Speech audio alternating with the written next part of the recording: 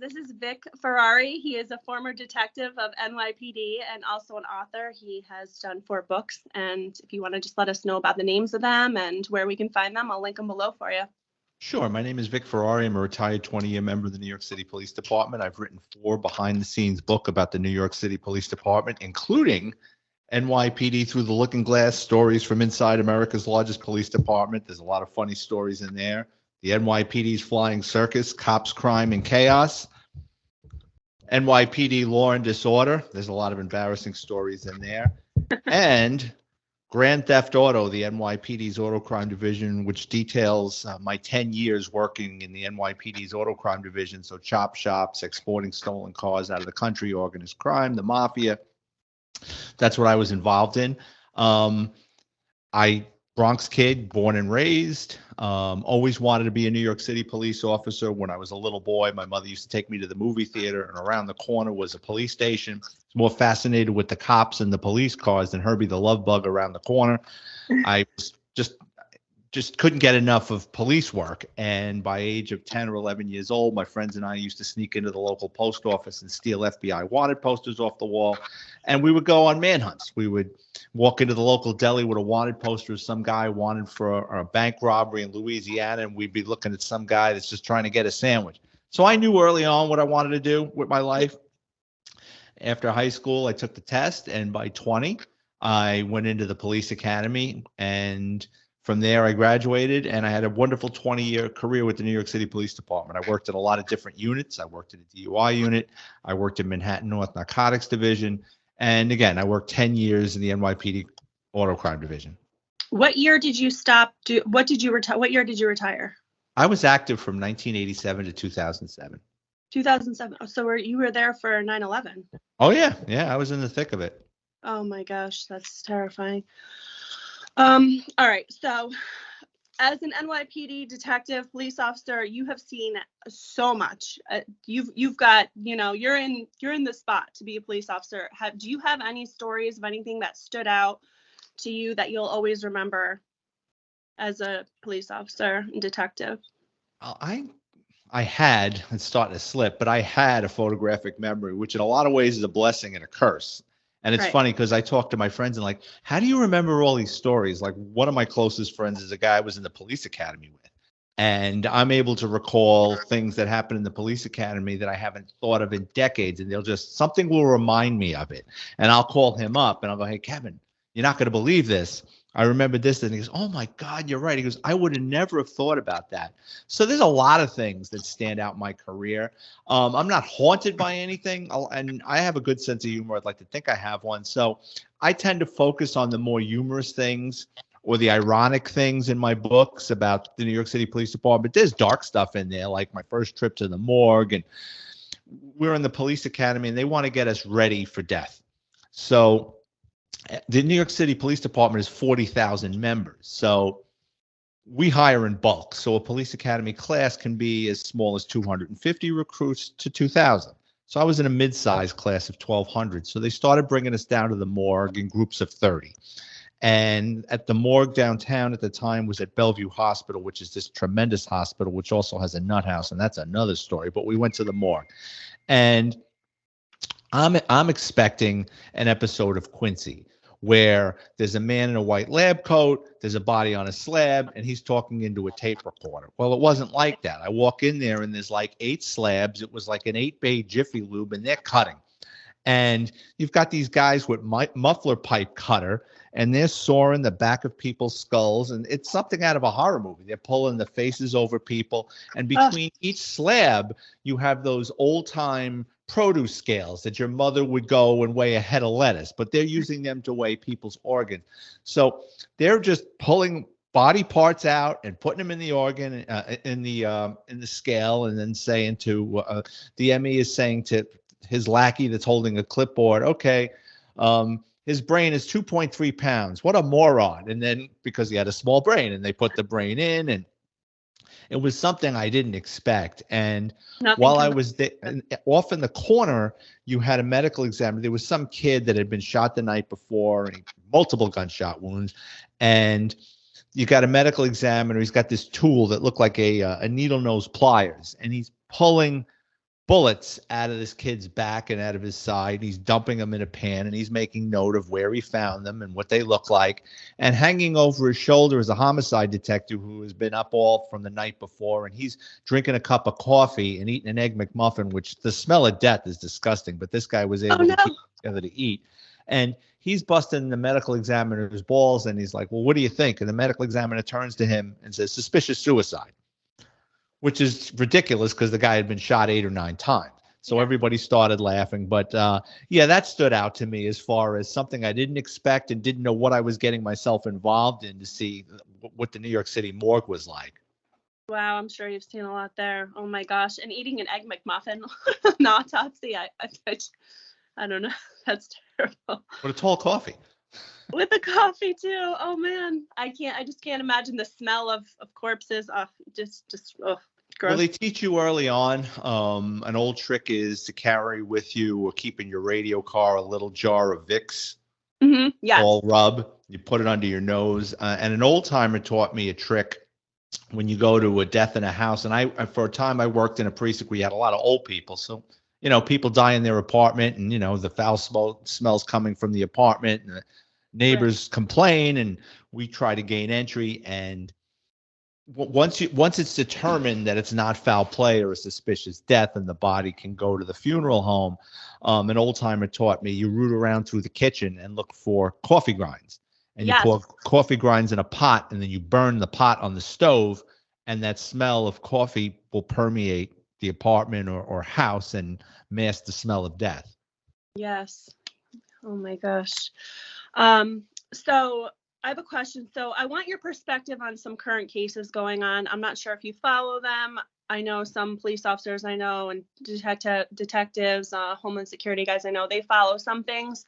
The Danilo Cavalcante case that just happened, just got arrested. He was on the run for 14 days, got captured. As far as setting up a perimeter to catch him, how tough is that? I mean, they had a lot of, bad weather, a lot of terrain to cover. How as a police officer do you do that and accomplish catching the criminal?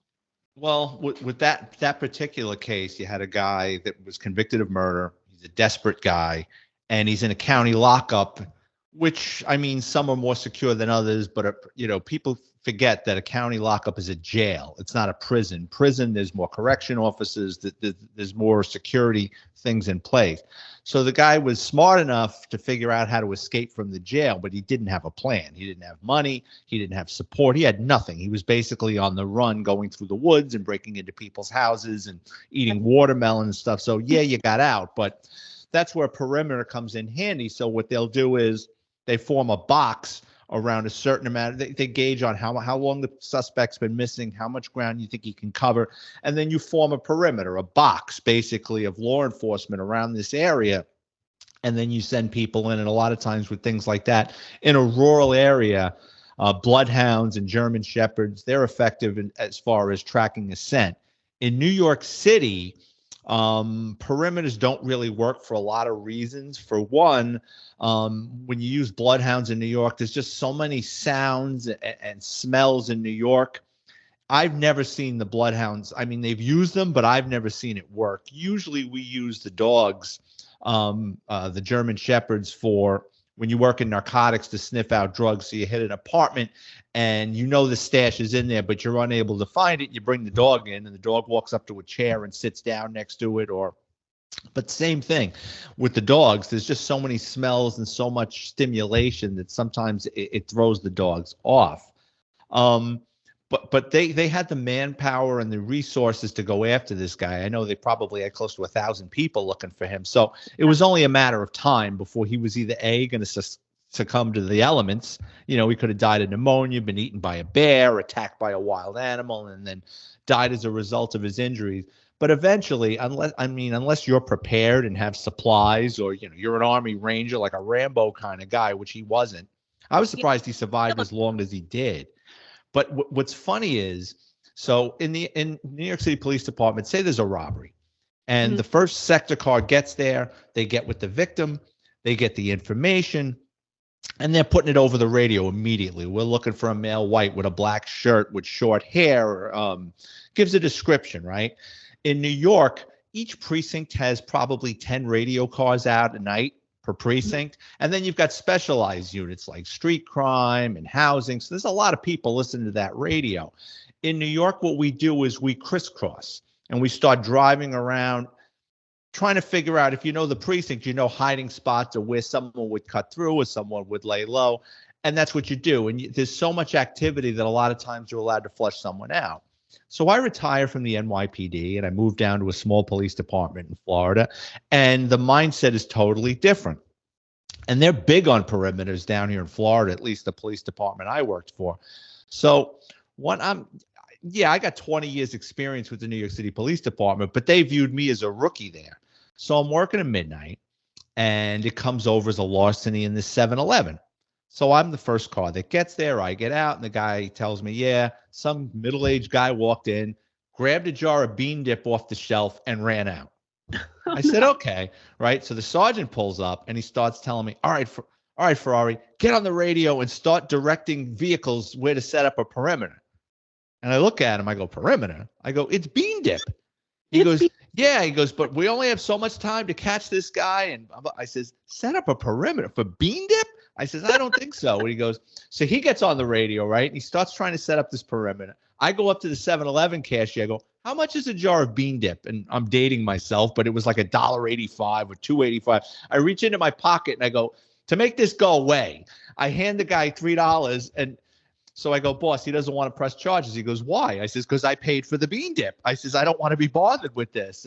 Needless to say, I didn't work in that police department. It wasn't a result of that, but it was just the differences. Like in New York, we would not have set up a perimeter or had radio cars racing through the neighborhood, risking accidents or running somebody over with a car over a jar of bean dip. Bean dip, that's hilarious.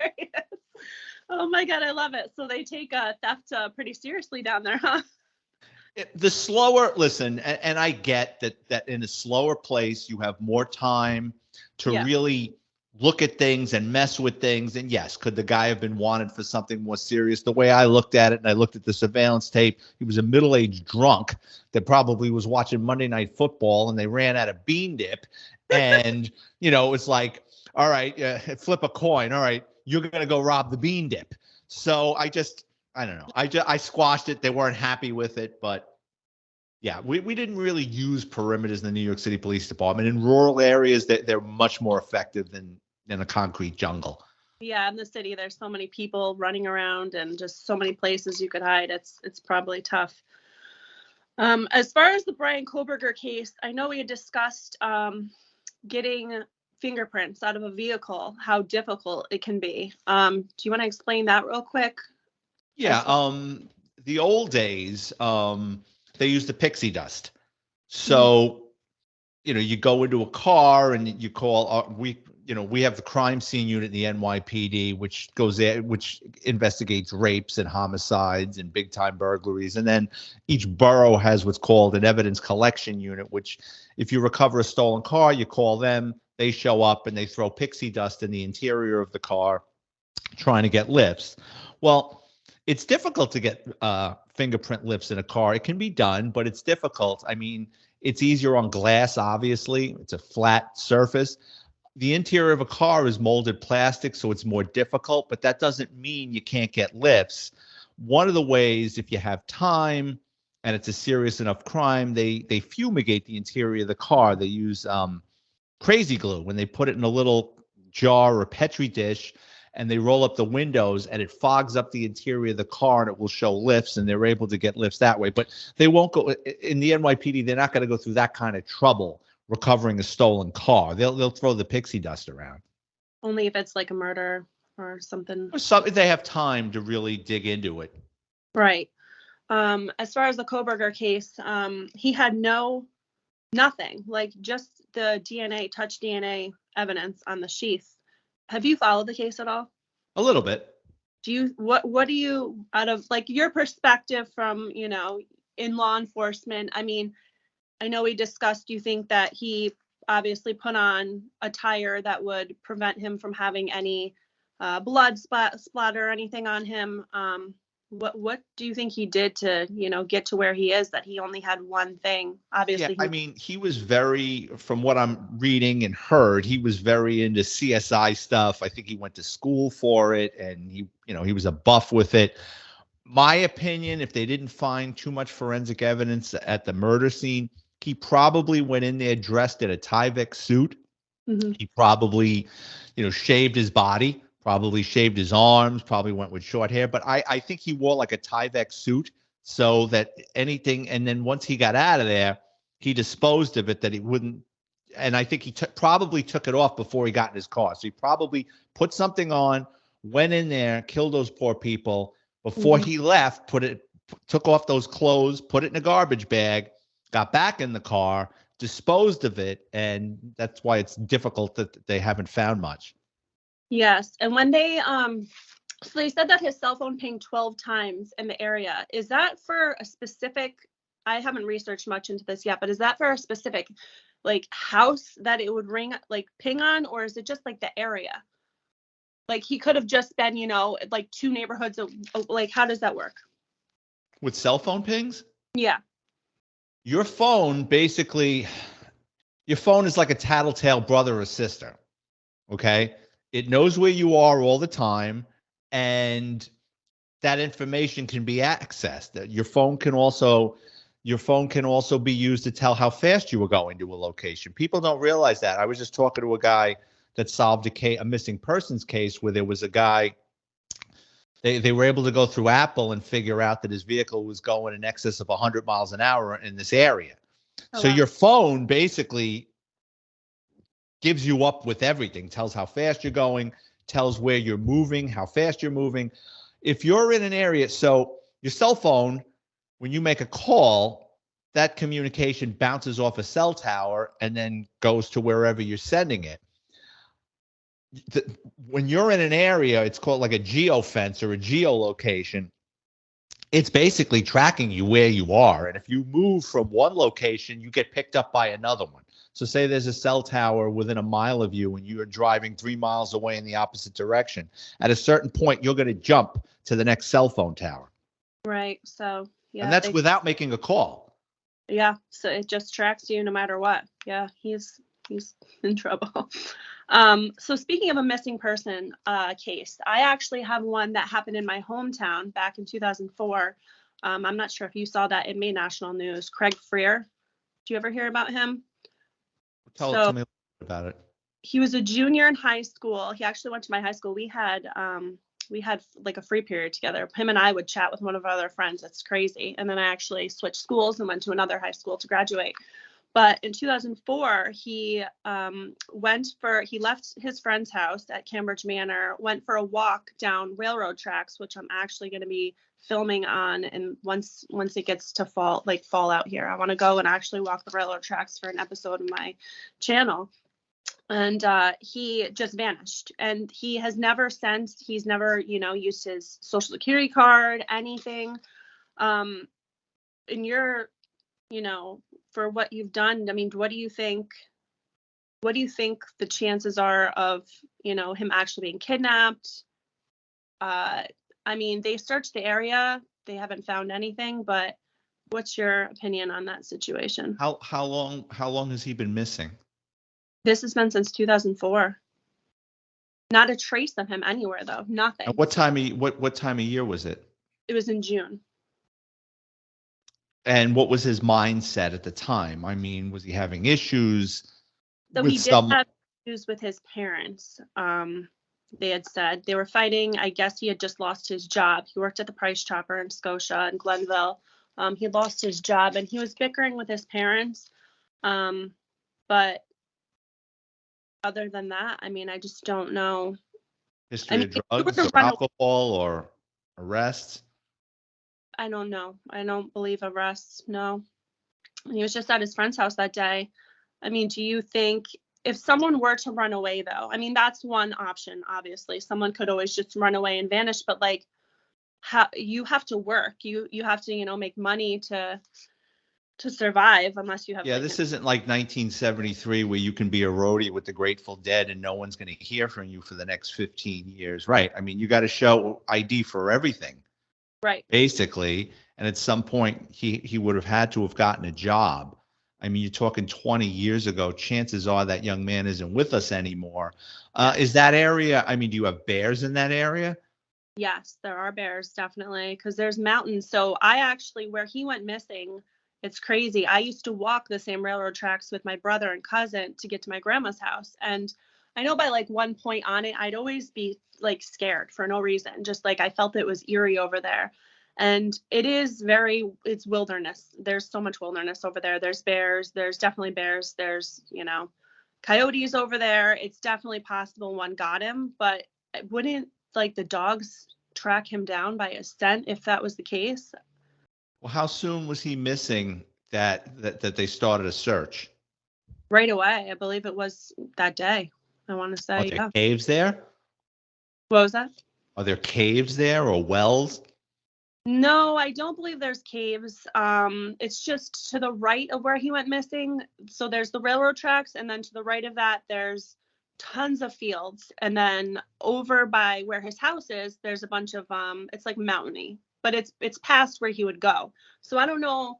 I mean, where he went missing, it was all fields. And then Body of water? No, there's no water in that area. No. Not at all. I'd really have to take a look at it, but I mean, if he wasn't like a distraught young man and everything seemed fine, and I mean, the chances of somebody messing with you in the woods, I mean, you're saying it's not like a park, it's just an area along railroad tracks. So I mean, for somebody to bury him, I mean, is it possible? Yeah, but I think the answer is probably simpler than that an animal got to him, and for whatever reason, they didn't check where he was. Yeah. During the search. Yeah, that's a crazy case here. I always wondered if there was, a serial killer in the area, or it was just something as an animal got to him, like you said, or he ran away. But in that case, serial killers like to pick their victims. I get it that are vulnerable, but it's going to be an area where people are known. They're either stalking someone or they go to an area where they know someone's going to be vulnerable. Right. It's like these railroad tracks you're talking about. I mean, the odds of someone people walk the railroad tracks, but it's not like the back of a 7-Eleven where people vacuum out their cars where there's no camera. Yeah. You know what I mean? Or, like I told my cousin that when she first got her car, I said, once she was like 17, 18 years old, I says, now that you got a car, you can't be doing things later at night. She goes, well, what do you mean? I go, don't stop for gas. I mean, get gasoline during the day, not at night. Don't decide to do something stupid like vacuum your car or get air in your tire where someone can just roll up on you and pull you out, You have to lock your cars too when you're doing gas, because they've been known to just hop in the back seat and then take off with you in the car. That's true. And carjack you. That's terrible.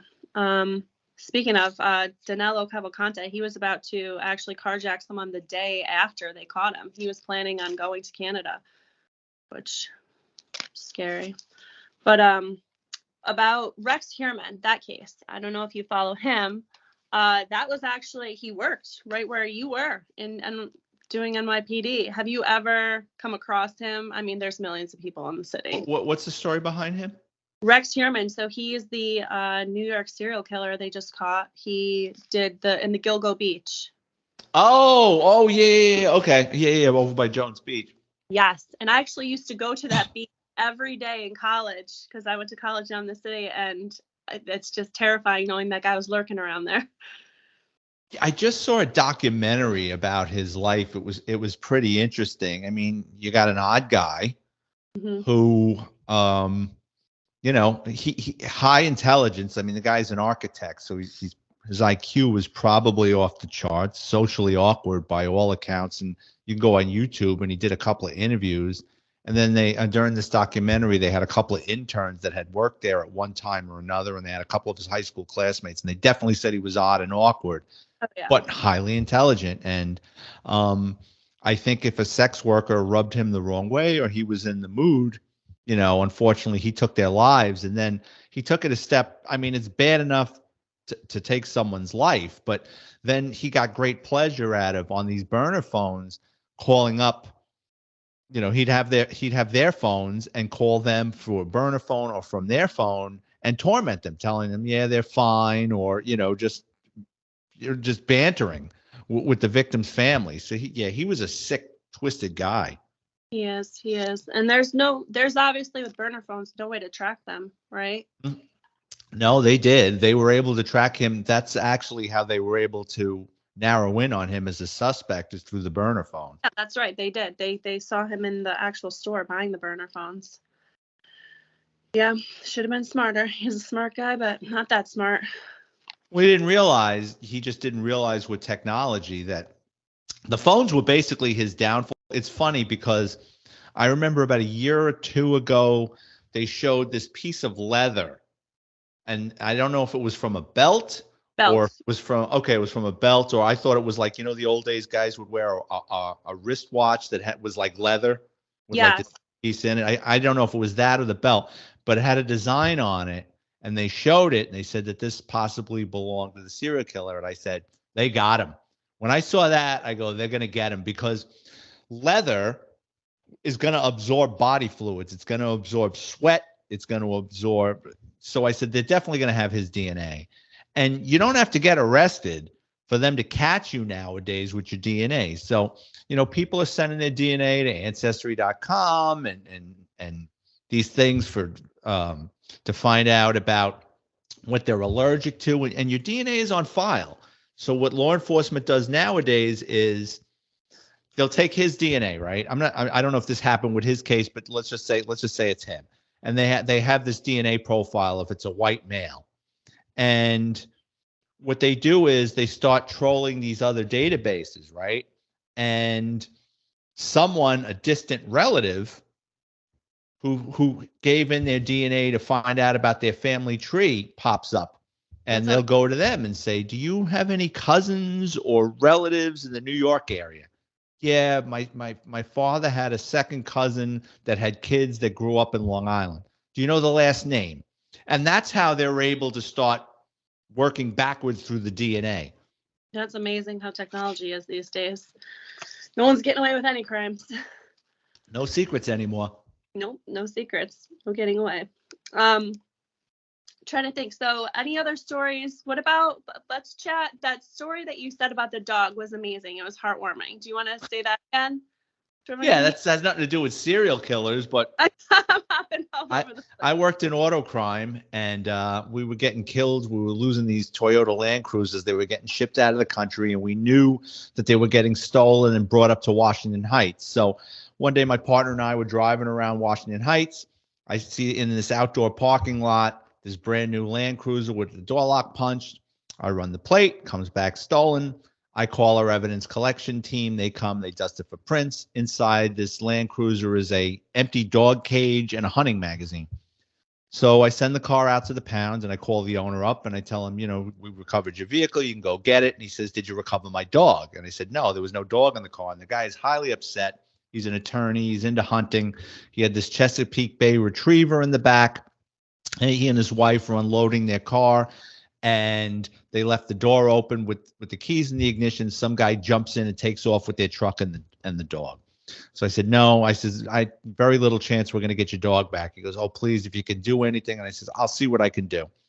So a couple of days later, I get a phone call from the evidence collection team, and they say, we recovered prints. I said, okay, great. So at the time, one of my best friends, a guy I grew up with, was a sergeant in the fingerprint section. And I called him up and I said, listen, I understand that homicides, rapes, burglaries get submitted into this machine on a priority basis. I says, but I got this case. If you're able to move me up in the pile. He goes, yeah. Just give me the information. I'll submit it immediately. I said, all right. So, but the prints could have been anybody. It could have been the owner's fingerprints. It could have been his wife's fingerprints. It could have been a business partner's fingerprints. Sure enough, a couple of days later, my friend calls me up. He says, I got a hit on the lifts. He goes, it's this street urchin guy, crackhead. He goes, been locked up 1 million times. I said, all right, great. Send me his information.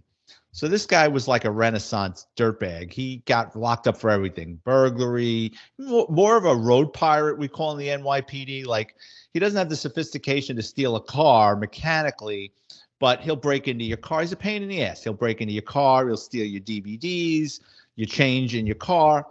So what I did was I filled out what's called I don't know if they do it now, but it's called a wanted card. And a wanted card gets attached to your NYPD number, which is like your fingerprint number that gets assigned to your fingerprints. So this way, if this guy gets picked up and arrested anywhere in the 5 boroughs, I'm dating myself again because now it's an email. I would get sent a fax to my office saying, hey, this guy just got locked up in the Bronx, or this guy just got locked up in Manhattan. It's not like a warrant where they'll hold him, but you have a certain amount of time. If you can get down to court, you can pull him out of the system. So I was going home from work one night. I get this wanted card. So bright and early the following morning, my partner and I go down to Manhattan Criminal Court. And what's funny is he had gotten picked up on a marijuana or a crack charge, and the judge dismissed it. So he was walking out of the courthouse. He looked like this little filthy garden gnome. And my partner and I grabbed him, and he was pissed because he's like, what? You didn't hear what the judge said? Case dismissed. I said, nope, you got another case coming. So I brought him up to our office, and I laid out photos of this Land Cruiser. And he's looking at it, and he's looking at me, and I go, were you ever in this car? No. Did you ever touch this car? No. I wanted to lock him in that he's telling me he had no reason to have been in that car for any reason. Then finally I said, well, your fingerprints were in here. So he slumps, and I says, listen, I says, with your record, you're getting 1.5 years to 3. I says, but I'll tell you what. I says, you know that there was a dog in that car.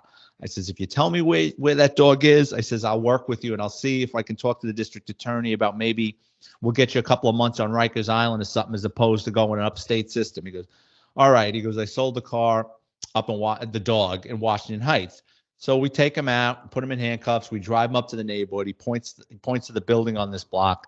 And we're just talking to him while we're waiting for maybe someone's going to have to walk this dog at some point or another. And he's telling us about his criminal history. And he robbed a bank once. And when he was running out of the bank, the dye pack exploded in his face. Like he literally got feet out of the bank. Wound up doing a couple of years federal. He was just like a loser, just sad sack criminal. So while we're in front of the building, this woman comes out in bright spandex walking the dog. So I jump out and I said, listen, Senora, that dog doesn't belong to you. This guy sold you the dog. It's stolen. And she was really upset. But, the law is the law. We got to get this dog back.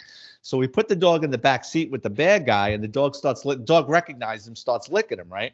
So I'm taking him to jail, and he goes, how much is that dog worth? I said, $3,000. He goes, $3,000? Are you kidding me? Had I known that, I would have never told you where that dog was. I says, well, too late now. So long story short, the attorney gets his dog back. I talked to the district attorney, and as opposed to him going away for 1 year after 3, I think he did a year on Rikers Island, which his family lived in the 5 boroughs, so they got to visit him. So he was everybody was happy. The dog went back. He went back to where he belonged, jail, and it was a heartwarming story.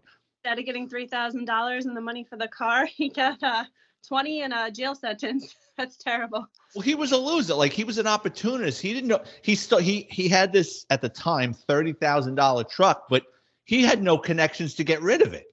Yeah. So he put it in the parking lot, and he didn't know anybody to sell the truck to. So he was kind of stuck with the truck. He didn't have any connections, so he got like $20 for the dog.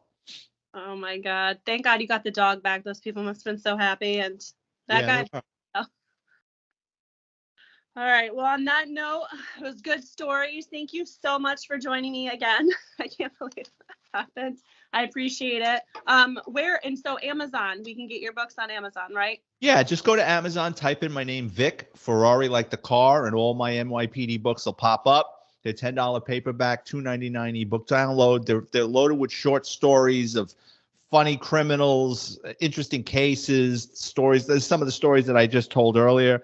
Yeah, and $10 paperback, $2.99 ebook download. They make great Christmas gifts. And be sure to check out my podcast. I have an NYPD podcast where I bring in retired NYPD members and they tell their story. And that podcast is the same name as my book with the same artwork, NYPD Through the Looking Glass, and it's available on Spotify and Amazon and wherever you can find a podcast. Perfect. I'll be linking them all below. Thank you again. So good to talk to you. Okay, take care. Okay, let's go.